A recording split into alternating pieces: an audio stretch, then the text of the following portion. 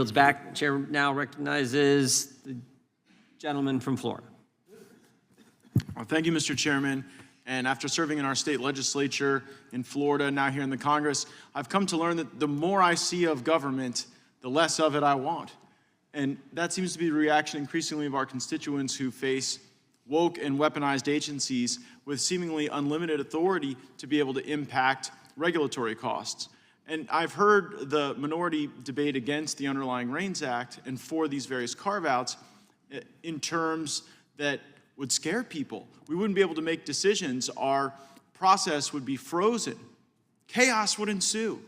I'm here to tell you we have test cases that empirically prove that to be false. The very first piece of legislation I passed in the state legislature was the Florida version of the REINS Act that said that if regulatory costs were at a certain level, the agency could be compelled to produce a lower cost regulatory alternative. And they would have to defend that, and if they could not, then that particular regulatory action would not have the force of law.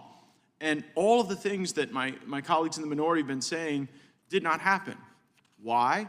Because if agencies have to defend their conduct, there is a deterrent effect against inappropriate agency action.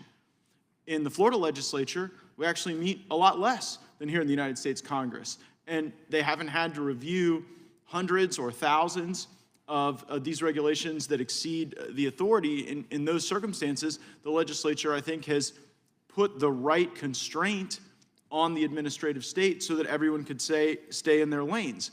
And so if the animation does not come from a sincere desire to save us from chaos, then why would the minority in this case not want the politically elected representatives of the people to be the lawmakers?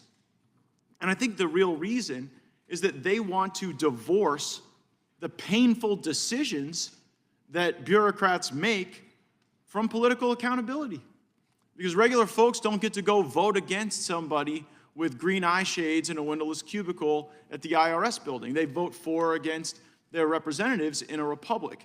And so that's what this is really all about, being able to ensure that where people feel pain in terms of complying with laws, so these are the people who want to comply and feel an economic pain as a consequence, and where the agency cannot produce a lower cost regulatory alternative, we think the obligation should be on the Congress.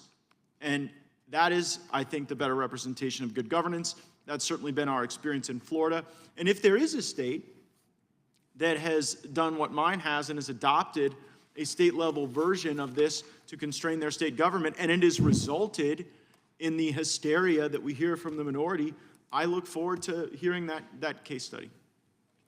Seeing none of my colleagues that seek further time, Mr. Chairman, I'll yield back. Gentleman yields back. The question occurs on the... Hey, before you click on the next video, if y'all could do me a big favor and hit that like button. The algorithm loves it, and so do I, because it helps promote these videos and get the message out about what our government has been doing. Don't forget to hit that subscribe button and turn on your notifications, because every time I put out a video, you want to know about it, right? Thanks again, and have a good one. See you on the next one. Peace.